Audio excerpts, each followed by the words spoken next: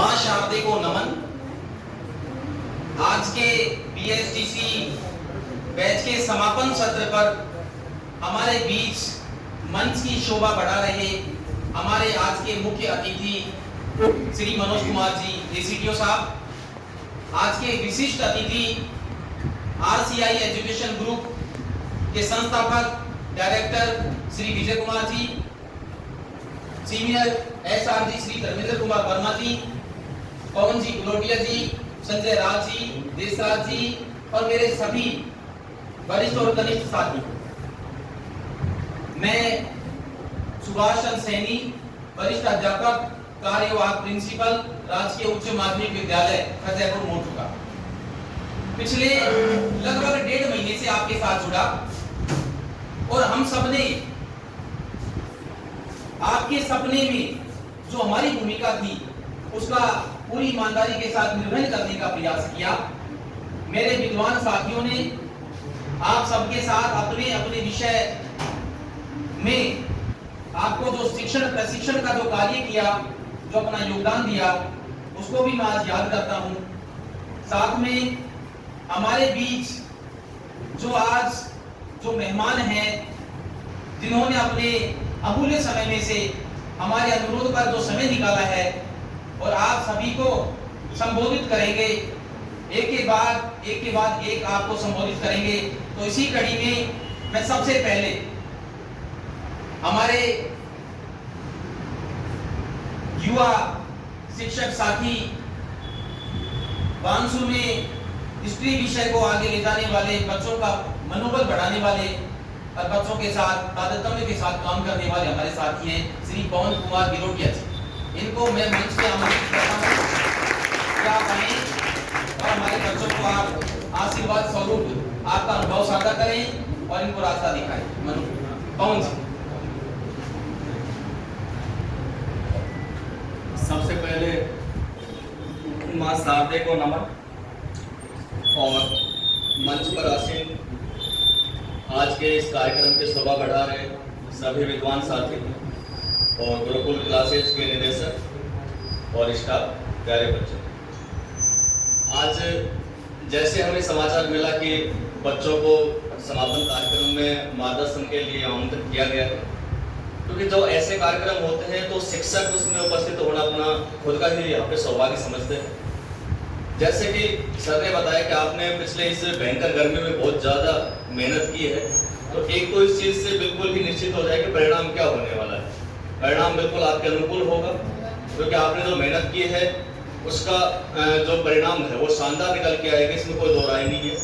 बस करना क्या है आपको, कई बार क्या होता है कि हम पूरी मेहनत तो कर लेते हैं और जब एग्जाम हॉल में पहुंचते हैं तो वो एग्जाम हॉल में पहुंचने से पहले का और एग्जाम हॉल में एंट्री करने का जो समय होता है उसमें अपना वो जो पढ़ाया हुआ है और जो हमने पढ़ रखा है उसको हम कितना कवर कर पाते हैं, उसको हम कितना वहाँ पे प्रेजेंट कर पाते हैं, वो आपके ऊपर डिपेंड करता है। क्योंकि इस समय हम सब यहाँ पे आपकी हिम्मत बढ़ाने के लिए दिख रहे हैं सारे, लेकिन वहाँ पे आप जैसे देखोगे ना वहाँ पे आपके परिवार वाले हैं, ना आपको वहाँ पे कोई शिक्षक हैं जिनकी ड्यूटी लगी होगी, वो भी नए साथी होंगे।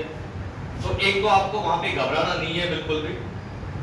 गर्मी का मौसम है तो एक तो समय से पहले पहुँच जाना है सभी को, और जो आपके सामग्री आपसे मंगवाई जाए, जो भी आपका पेन है, आईडी है, फोटो है, वो सभी आप सही ढंग से एक दिन पहले ही आपको कलेक्ट करके रख लेनी है। और एग्जाम हॉल में एंट्री समय से करें। सबसे पहले तो उसके दिशा निर्देश आपको दिए जाए बुकलेट के ऊपर, उसको ध्यान से पढ़ें। उससे क्या होगा, आपका जो मानसिक जो तनाव है कुछ हद तक वहाँ पे कम होगा। एक हो सके तो पारदर्शी पानी की बोतल भी अपने साथ ले जाए, नहीं तो वहाँ पे व्यवस्था होती है। बार बार ना पी करके भी आप लगभग जब भी आपको लगे कि थोड़ा सा स्ट्रेस में है तो पानी पीने से भी मेरे को लगता है कि थोड़ा बहुत वहाँ तनाव कम किया जा सकता है।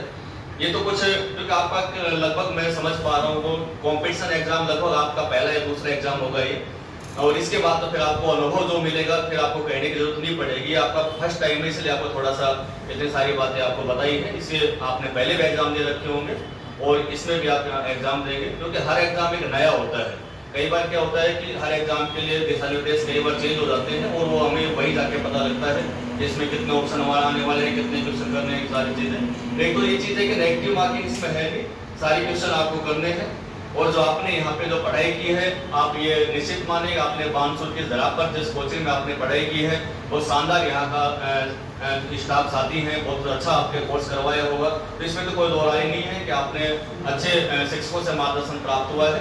केवल आपको पढ़ना है उन चीज़ों को और वहाँ पे अप्लाई करना है यहाँ जाके। और कहा भी गया है कि भाई देखो ज़्यादातर मेहनत के बारे में कि देखो कई लोग भाग के ऊपर डिपेंड रह जाते हैं और मेहनत करने वाले वो वहाँ पे उनका छीन के ले जाते हैं। तो हमें भाग के ऊपर डिपेंड नहीं रहता है। कई सुनते हैं किस्मत में होगा तो मिल जाएगा, किस्मत होगा तो मिल जाएगा। किस्मत में उन्हीं को मिलता है जो मेहनत करते हैं, और ओनली किस्मत पर ही डिपेंड रह जाएंगे और मेहनत कुछ करेंगे नहीं। आप एग्जाम देने नहीं जाओगे, कुछ मेहनत नहीं करोगे तो आप बताओ किस्मत कहाँ काम करेगी। तो ये चीज़ बहुत जरूरी है, ठीक है। एक चीज़ ये ध्यान रखनी है। तो इसके लिए आपने देखा होगा कि जितनी ज़्यादा आप मेहनत करते जाओगे उतना ही आपके अंदर निखार आता जाएगा। और जिस दिन आपने एक दिन भी आपने पढ़ाई करना बंद किया या प्रैक्टिस सेट नहीं निकाले या आपने जितना पढ़ा हो उसको आपने फेरा नहीं है, तो वो सारा का सारा आपका माइंड से स्लिप हो जाएगा और आपका तनाव और होगा। हाँ, एक चीज़ और नोट करना इसमें कि जैसे आप तो जो ज़्यादा इंटेलिजेंट होता है और ज़्यादा जो होशियार होता है बच्चा, उसके सामने समस्या आती है, वो लास्ट टाइम उसको ये लगता है कि मेरे को तो कुछ याद ही नहीं है, जो मैंने पढ़ा था वो सारा तो मैं भूल ही गया, अब मैं वहाँ एग्जाम में क्या करके आऊँगा। आप निश्चित माने आपको पूरा याद है, केवल आपको वो मानसिक धारणा बन जाती है कि जो मैंने पढ़ा है वो मेरी याद नहीं है। वो आपके सब कुछ याद है, लेकिन लास्ट टाइम में आप कितना आप धैर्य बना पाते हैं, कितना आपके अंदर पेशेंस है, वो चीज़ आपके ऊपर डिपेंड करती है। आप अच्छे माहौल में रहिए, घर वालों के अच्छे संपर्क में रहिए, अच्छी संगति में रहिए, सब कुछ आपके ऊपर डिपेंड करेगा। और दूसरी बात ये ध्यान रखना कि मेहनत जो होती है, मैं बार बार ये वर्ड यूज कर रहा हूँ इसलिए कर रहा हूँ कि सब कुछ हम जो आपके सामने सारे साथी जो बैठे हैं ये सब किस्मत के लिए नहीं बैठे, ये सब लोगों ने बहुत कड़ी मेहनत की अपने फील्ड के अंदर और तब जाके आपके सामने बैठने का सौभाग्य मिला है। तो मेहनत ऐसे ही करो, मेहनत का जो फल होता है वो आपको मिले। और कहते हैं मेहनत का फल अवश्य मिलता है, आज नहीं तो कल मिलता है, और जितना गहरा हो कुआं उतना मीठा जल मिलता है। तो आपको जितना ज्यादा मेहनत करते जाओ उतना अच्छा आपका यहाँ पे परिणाम मिलता जाएगा। ये चीज भी। दूसरी बात, अब आगे बढ़े इसमें, तो देखो आपका जो ये प्री बीएसटीसी का एग्जाम है, ये आपका टीचर लाइन में जाने का ये पहला स्टेप है। और कहते हैं कि first impress is the last impress. तो आपने जो पहला, अगर आपने प्री बीएसटीसी का एग्जाम को अच्छे से फाइट करके और अच्छे नंबर ला करके आपने इसमें एडमिशन ले लिया, 2 साल आप प्री बीएसटीसी के बाद जब कोर्स करोगे और फिर उसके बाद रीट का एग्जाम होगा, थर्ड ग्रेड का एग्जाम होगा, इनके टीचर लाइन में अच्छे जॉब पाने का ये बहुत ही अच्छा यहाँ पे आपके लिए मार्ग है। और ये पहला स्टेप है, तो पहले स्टेप को आपको अच्छे से बढ़ाना है, फिर आगे जाकर इतनी मुश्किलें आने वाली नहीं है। तो आपने इतना पढ़ लिया और आपको पता ही है कि थर्ड ग्रेड के अंदर काफ़ी सारी वैकेंसी आती है, और विशेषकर लड़कियों के लिए तो गवर्नमेंट आपके लिए पहले यहाँ पे महिला सशक्तिकरण बढ़ावा दे रही है। तो उसके अलावा भी आपको युवाओं को चिंता नहीं करनी, आपको आगे बढ़ना है और ऐसे काम करना है हमेशा। अपने आपका, अपने इस कोचिंग का, अपने आप का, अपने गांव का, अपने शिक्षकों का नाम रोशन हो, अपने रिश्तेदारों का नाम रोशन हो। कहते हैं ना, कर्म ऐसे करो कि पहचान बन जाए, हर कदम ऐसे चलो कि निशान बन जाए। यहाँ जिंदगी तो हर कोई जी लेता है, जियो वैसे कि जिंदगी आपकी एक मिसाल बन जाए। आपके सामने बहुत सारे शिक्षक साथी यहाँ बैठे हुए हैं, अधिकारी भी आए हुए हैं। तो मैं तो ये चाहूँगा कि सभी को मौका मिले, हम भी इनसे सुने, उसे आप में से भी 2 कम बुलवाएंगे उनसे, जो आपके सुनेंगे आपने कैसा अनुभव यहाँ पे लिया। तो हम ज़्यादा समय आपका ना लगा करके, और फिर मैं अगले साथी को इन्वाइट करने के लिए मैं सुभाष जी को यहाँ पे आमंत्रित करता हूँ। आपने सुना है, आपने बहुत बहुत धन्यवाद।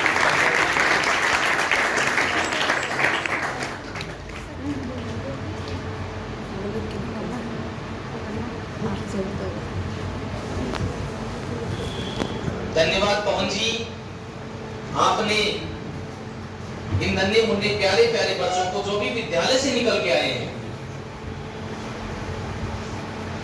पहली बार कंपटीशन एग्जाम क्या होता है उससे पहली बार परिचित ये हो रहे हैं बच्चे, उनको आपने बहुत ही सरल शब्दों में, सहज भाव से, देखिए बच्चों सहजता बहुत जरूरी है जीवन में। आप चाहे कितने ही इंटेलिजेंट हो, कितने ही आपके अंदर गुण हो, लेकिन सहजता बहुत जरूरी है। बड़े सहज भाव से, सरल भाव से, पानी की तरह रहो। पानी क्या करता है, बड़े बड़े पहाड़ों को तोड़ देता है। तो आप बड़े सहज भाव से आप एग्जाम दें, आपने जो पढ़ाई की उस पर विश्वास रखें। पवन जी आपका पुनः आभार। क्योंकि हमारे भारतवर्ष की परंपरा रही है कि हमारे जो मेहमान होते हैं, अतिथि होते हैं, उनका सम्मान किया जाता है।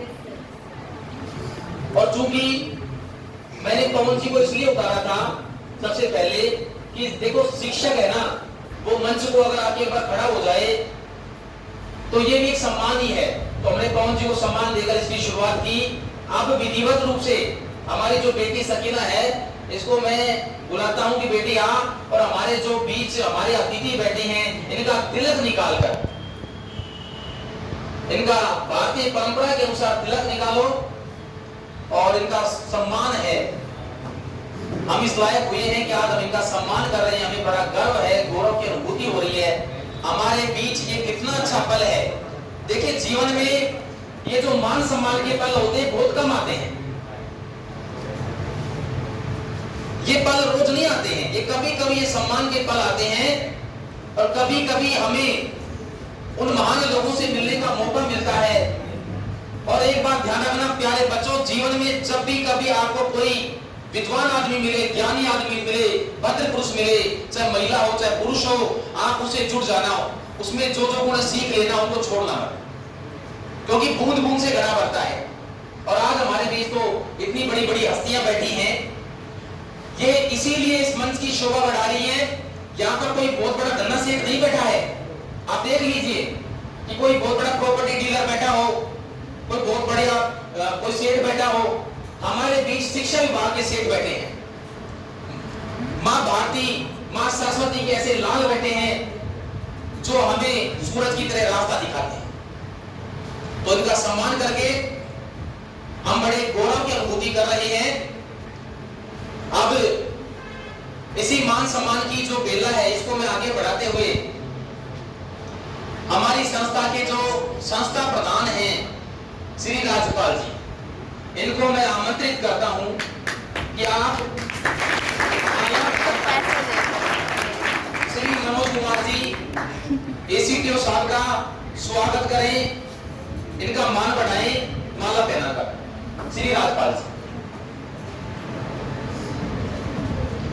साथ में इनका साथ देने के लिए एसी को मैं आमंत्रित करता हूं कि आप माला पहनाएं, माला फोटो भी ले ठीक से ऐसे।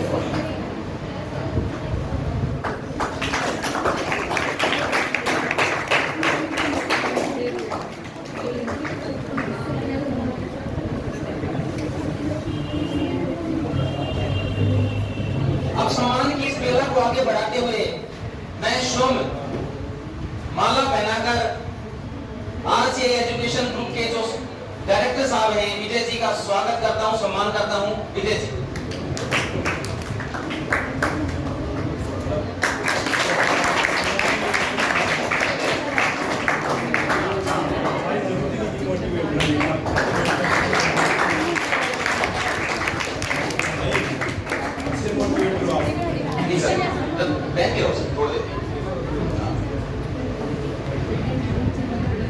प्यारे बच्चों, अभी मैं आपको बता रहा था कि जो बड़े लोग होते हैं, मैं आपको एक शेर सुनाता हूँ, ध्यान से सुना सभी, कि उन घरों में जहां मिट्टी के घड़े रहते हैं, उन घरों में जहां मिट्टी के घड़े रहते हैं, कदमें हो छोटे मगर लोग बड़े रहते हैं। और जो भी दौलत थी सब बच्चों के हवाले कर दी, मैं जब तलक ना बैठूं वो खड़े रहते हैं।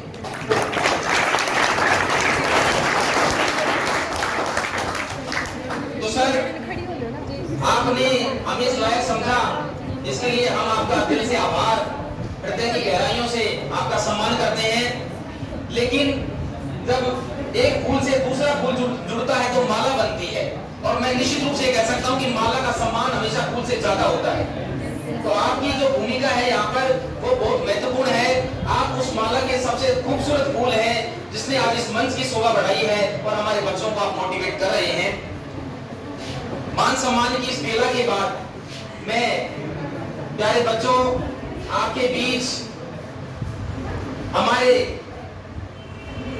हिंदी माता, क्योंकि मैं खुद हिंदी भाषा से हूं, हिंदी भाषा मेरे लिए माता के समान है, उसके जो पुजारी हैं श्री संजय राज जी, उनको इस मंच के माध्यम से हमारे प्यारे बच्चों को संबोधित करने के लिए आमंत्रित करता हूं। संजय जी आप आए। माला साफा हो गई सर, सभी के साथ नहीं हुई है सर, पहले माला साफा। महेश जी माला पहनाकर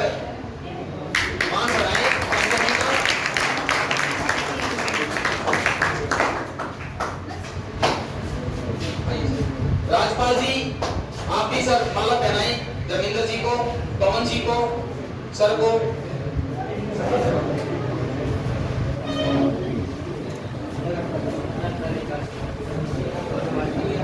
तो पहनाओ आप बताओ।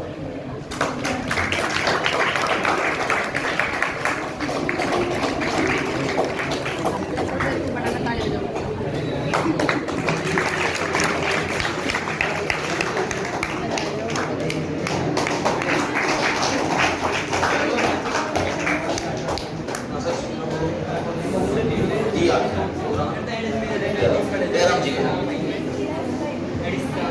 देशराज जी आगे बढ़ो।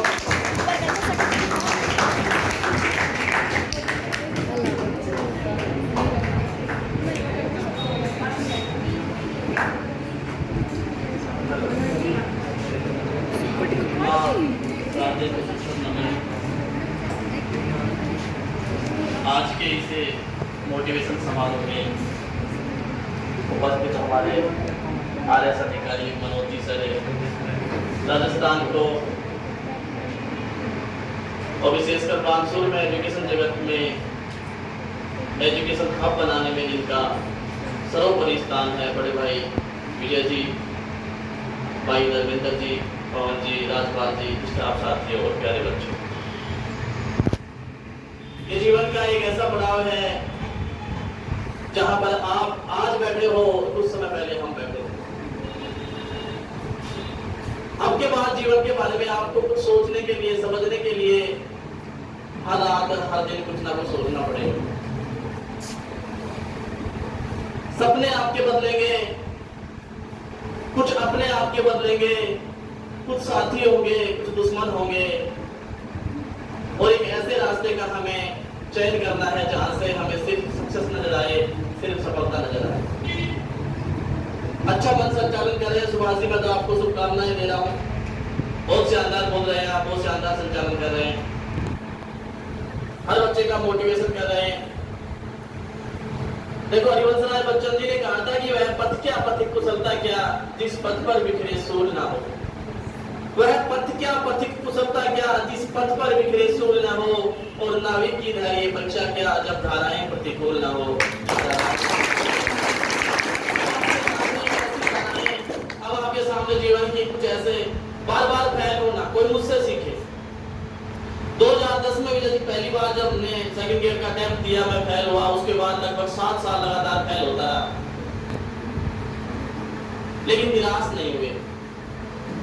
बीच में उस दौरान शादी भी हो गई, बच्चे भी हो गए, सारी समस्याएं आई, पर सफलता तो एक दिन मिलनी थी, जब परमात्मा चाहे, जब हमारी मेहनत पूरी हो जाए उस दिन। जीवन में आपको निराश नहीं होना है। कैसे कैसे पड़ाव आएंगे, बच्चों के साथ बड़ी समस्याएं आएंगी, रिश्ते आएंगे, घर वाले भी दबाव डालेंगे, असफल भी जिंदगी में हो जाओ तो कभी निराश नहीं होना है। कभी कोई अपना रूठ जाए, कभी कोई सपना रूठ जाए, कभी दिल टूट जाए, कभी किसी को निराश नहीं होना है। और कभी ऐसा हो तो मुझे याद कर लेना, क्योंकि मैं लगभग 7-8 साल लगातार फेल होने के बाद भी सफल हो। जिंदगी में सबसे इंपॉर्टेंट है खुश रहना। मेरी छोटी सी बच्ची है एक, मैं बाहर ही फेल, उसको फिल्म दिखा रहा था सर, तो मैंने कहा बेटा तू क्या बनेगी, क्या बनकर रहना चाहती है? तो पापा मैं सही बताऊं, डांटोगे तो नहीं? मैंने कहा तेरे को नहीं डांटूंगा। और बता तू सही? मैंने कहा बता। बोले वो खुश रहना चाहता, कुछ नहीं बनना चाहता।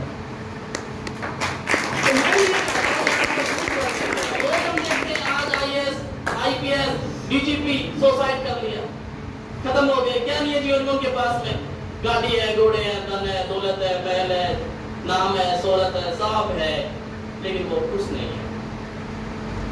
जीवन में खुश रहना आपका सबसे पहला उद्देश्य होना चाहिए। परीक्षाएं आएंगी, परीक्षाएं जाएंगी, आपको निराश नहीं होना। ये सारी चीजें इसलिए बता रहे हैं कि रोज रोज जब अखबार की हेडलाइन में हम देखते हैं कि आज कोटा में कोई नीट की तैयारी करने वाला बच्चा है, वो फांसी की लटक गया, किसी ने सुसाइड कर ली, तो उस बाप पर, उस माँ पर क्या बीती हो?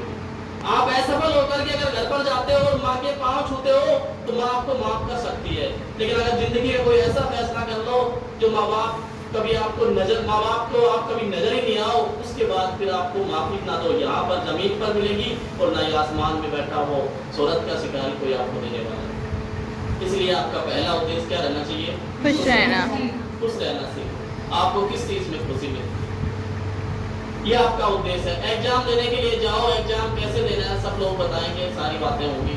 वो सारी बातें मैं आपको एक कविता जरूर सुनाना चाहूंगा। क्या आप सुनना चाहोगे? यस सर विजय जी, आपकी इजाजत चाहूंगा। आप उसको मन से सुनना, आप ठीक है? आप मन से सुनना, आपको जरूर अच्छी लगेगी। जो बेगैरती गुजारी न होती, जो बेगैरती गुजारी न होती, तो जिंदगी इतनी भारी न होती। हम जो तुम पे भरोसा न करते, हम जो तुम पे भरोसा न करते, दर्द से रिश्तेदारी न होती। हम जो तुम पे भरोसा न करते, दर्द से रिश्तेदारी न होती। हमने दीपक जलाए हैं ऐसे, जिनके घर में उजाले हुए हैं। रहनुमा तुम हो हर रोशनी के, हमें अंधेरों में पाले हुए हैं। रहनुमा तुम हो हर रोशनी के, हमें अंधेरों में पाले हुए हैं।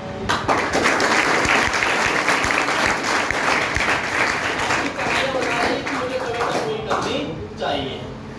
दीप चौपाल जलते नहीं हैं, दीप चौपाल जलते नहीं हैं, ये चलन आज चलते नहीं हैं।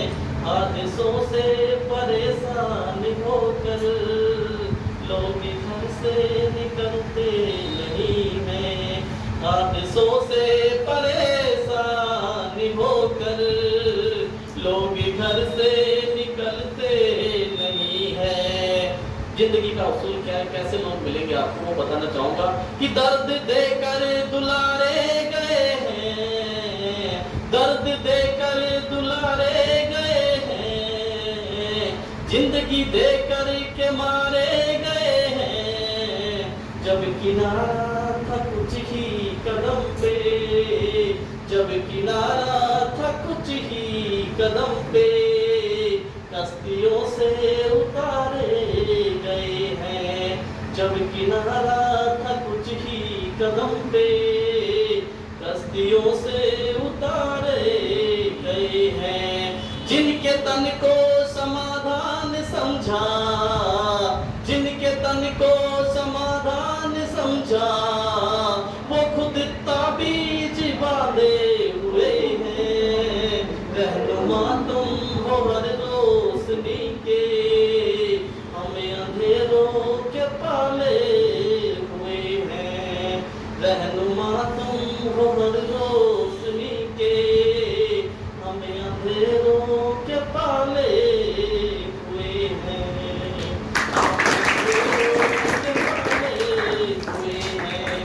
अब एक पिता का दर्द क्या कह रहा है मुझे पता है, कर्मी है, आप सबको जानना है, पर पिता के दर्द के बिना तो जाना भी कविता पूरी होती भी नहीं। क्या कह रहे हैं कि मैं जिनको देकर निवाला गया हूँ। देखते हैं ना घर परिवार में कैसी इज्जत हो रही है आजकल माता पिता की, कि मैं जिनको देकर निवाला गया हूँ, उनके दर से उछाला गया हूँ। जो घर मैंने बना कर दिया था, जो घर मैंने बना कर दिया था, उस घर से निकाला गया हूँ। जो घर मैंने बना कर दिया था, उस घर से निकाला गया हूँ। भूख जिंदा रही है हमेशा, भूख जिंदा रही है हमेशा, हम निवालों के पाले हुए हैं। रहनुमा तुम हो हर रोशनी के, हमें अंधेरों के पाले हुए हैं। रहनुमा तुम, बोलिए बेटा, रहनुमा तुम हो हर रोशनी के, हमें अंधेरों के पाले हुए हैं।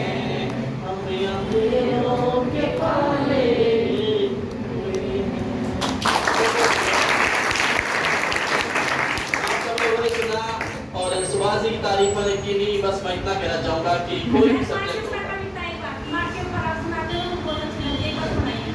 टाइम ज्यादा हो जाएगा। चलो मैं एक मिनट की ज्यादा बड़ी नहीं है, वो मैंने लिखी है। वो क्या विजय जी जानते हैं, हम 4 भाई हैं, चारों भाइयों के बराबर मकान बने हुए हैं। और माता सुबह सुबह मम्मी है वो उनकी पूजा की थाली है, उसको लेकर के सबके घर पर जो तुलसी का पेड़ लगा हुआ है, उस तुलसी पर पूजा करते हुए सुबह सुबह घूम रही थी। तो मैं देख रहा था बैठा बैठा, मैंने देखा माँ को। और आज तक आज हम सर्विस में हैं, 2 साल हो गए। मैं भी आपकी तरह प्रिंसिपल हूँ आलमपुर में, उससे पहले लेक्चरर भी काम कर रहा हूँ। वो सारी चीजें हैं, पर माँ के लिए इसलिए कि माँ आज भी कभी क्या करती है, बेटा सुबह सुबह पैसे नहीं है, 10-20 रुपए ले जा, आज भी पैसे देती है। तब देखा, मैंने कहा कि माँ ने कभी कुछ मांगा है क्यों नहीं। तब उस दृश्य को मैंने लाइनों में लिखने का प्रयास किया कि अंधेरा आए ना जीवन में वो दिया रोज जलाती है, अंधेरा आए ना जीवन में वो दिया रोज जलाती है, चाहे रहे खुद भूखी पर सब मुझको खिलाती है, चाहे रहे सब भूखी पर सब मुझको खिलाती है। एक माँ ही तो है जो कभी कुछ भी नहीं चाहती। इस संसार में सिर्फ एक माँ ही तो है जो कभी कुछ भी नहीं चाहती है, जो अंदर से चाहे रोए बाहर से मुस्कुराती है, बाहर से मुस्कुराती है। उसका मुस्कुराना तो देखा पर रोना जान नहीं पाया, कभी पूछा ही नहीं। उसका मुस्कुराना तो देखा पर रोना जान नहीं पाया, बड़ा जो आदमी में बना माँ को पहचान नहीं पाया। अपनी कामयाबी की जगह जोन में मैं सब भूल गया, अपनी कामयाबी की जगह जोन में मैं सब भूल गया। बदले हैं आजकल मेरे अपने, उस माँ को कुछ खिला भी नहीं पाया, उस माँ को कुछ खिला भी नहीं पाया। सुभाष जी के लिए 2 लाइन तो बिना कहे नहीं बैठूंगा मैं, चल टाइम ज्यादा हो कि कोई भी सब्जेक्ट होता तुम पढ़ा सकते थे, कोई भी सब्जेक्ट होता तुम पढ़ा सकते थे, कोई भी कोचिंग होती तुम चला सकते थे। ये तो अच्छा हुआ भाई साहब कि आप टीचर बन गए, ये तो अच्छा हुआ सुभाष जी कि आप टीचर बन गए, वरना एंकरिंग करके भी आप कमा सकते थे।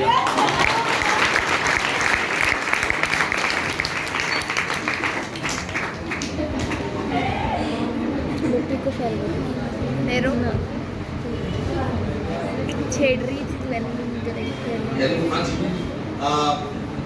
बड़ी खुशी की बात होती है। बच्चों में आपका ध्यान आकर्षित करना चाहूंगा। 1935 भारतीय जो साहित्य जगत है उसका एक शुभ वर्ष था 1935। उसी वर्ष गोदान कंप्लीट हुआ था प्रेमचंद जी का, उसी वर्ष कामायनी लिखी गई थी जयशंकर प्रसाद जी के द्वारा। दोनों वाराणसी में रहते थे। सुंगड़ी साहू की दुकान थी, प्रेमचंद जी शाम को सब्जी लेकर आते, शाम को उनकी दुकान के आगे से गुजर जाते, जयशंकर जी के साथ बैठकर गप्पे लगाते। उसी वर्ष मधुशाला लिखी गई तो मुझे कुछ बच्चन टाइप लगे। मैं तो संजय राज जी से पहली बार आमने सामने मेरा हुआ है, मुलाकात हुई है ना, क्योंकि मैंने नाम सुना था, मैं परिचित नहीं था। हिंदी के हमारे पुजारी हैं, हिंदी भाषा के, माँ की बात कर रहे थे। तो प्यारे बच्चों, मैं आपको एक बात कहना चाहता हूँ। अहलिया कहते हैं उर्दू में पत्नी को, किसे कहते हैं? पत्नी को। जैसे आदमी नौकरी लगता है तो माँ को भूलता है, पत्नी उसके सबसे नजदीक हो जाती है। बाहर नौकरी लग जाती है, पत्नी को साथ लेके चला जाता है। तो एक शेर उनकी माँ के लिए पेश करता हूँ कि अहलिया तो साथ आ गई मगर माँ छूट गई, कि अहलिया तो साथ आ गई मगर माँ छूट गई, कि हम सोने के पीतल की खातिर सोना छोड़ाए। कि माँ तो अहलिया तो साथ आ गई मगर माँ छूट गई, कि हम पीतल की खातिर सोना छोड़ाए हैं। और वो एक पतली सी सड़क जो बांसू से उगली कोठी को जाती है, वहीं पर हम अपनी असरतों को भटकता छोड़ाए।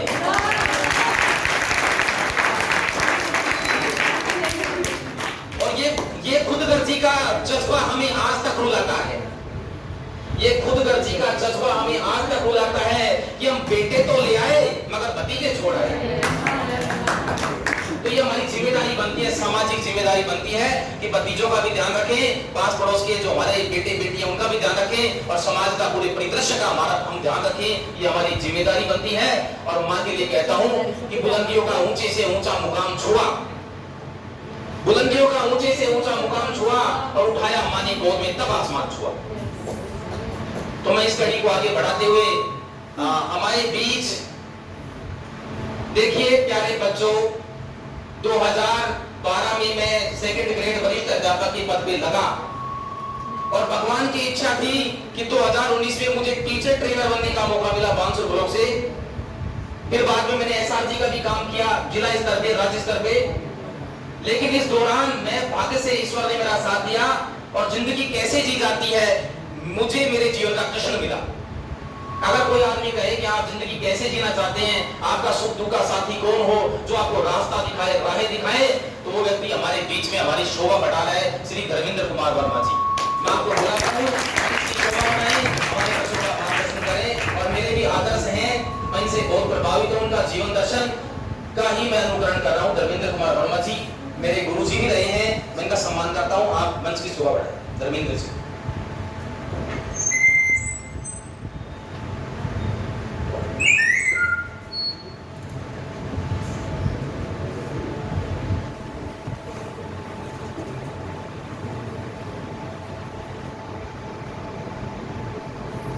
आज के इस कार्यक्रम की अध्यक्षता कर रहे राज्यपाल जी,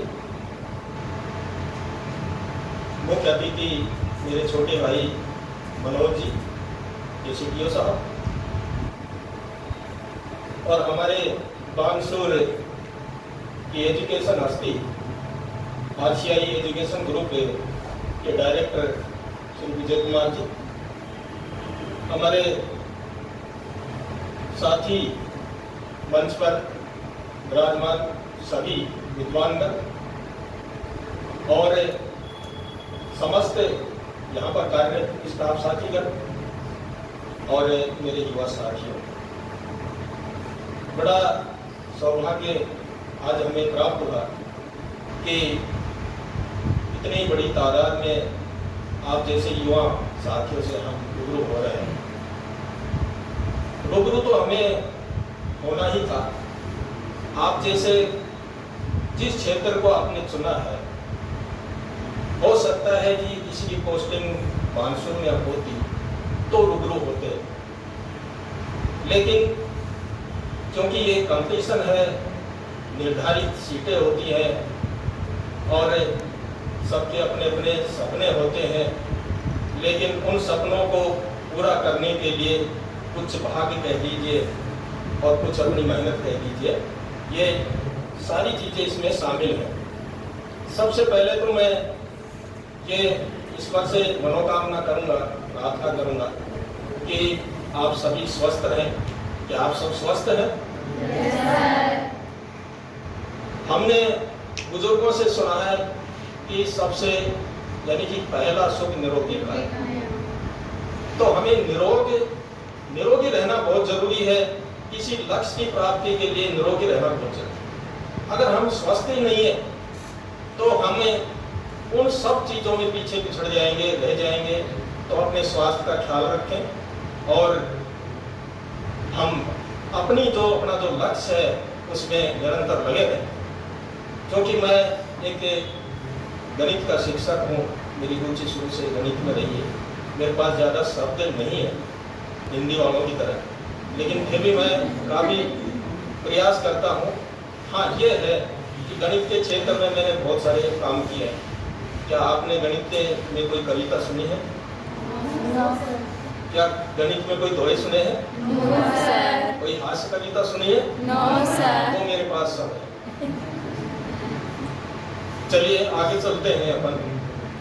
आप देखिए, उस राह पर खड़े हैं जिसको अपन किराया कहते हैं, चौराया कहते हैं, और हमें अब उस रास्ते को चुनना है उनमें से जो उचित है। देखिए, अपन अलवर चौराहे होकर भी जा सकते हैं और पुतली भैरव होकर भी जा सकते हैं और नारायणपुर से होकर भी जा सकते हैं, लेकिन कौन सा रास्ता उचित है जिससे हमारा समय और धन कम से कम व्यय हो और उसकी बचत हो। और यही कार्य इन संस्थाओं का होता है। और सबसे बड़ी बात यह है कि इस संस्था में मैंने जब यहाँ आकर के देखा